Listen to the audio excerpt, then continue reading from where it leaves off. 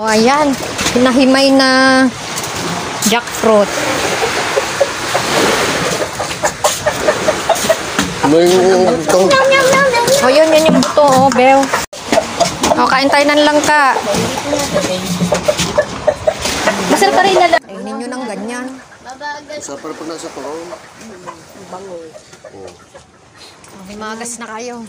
Hi guys, another langka na naman for today. O ayan, tapos ilalaga natin yung mga buto niya. O diba? Tara. Hugasan natin to guys.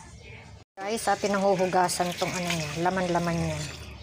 O diba?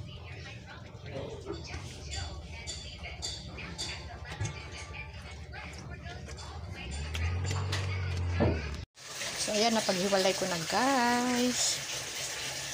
Maglagay tayo dito ng konti. Tapos, bibigay natin doon. O, diba?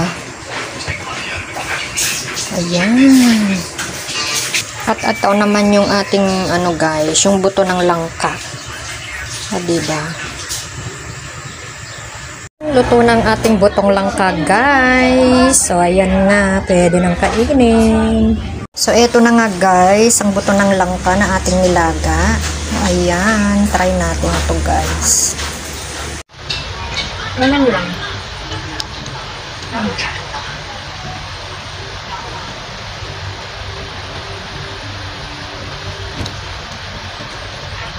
Masarap siya.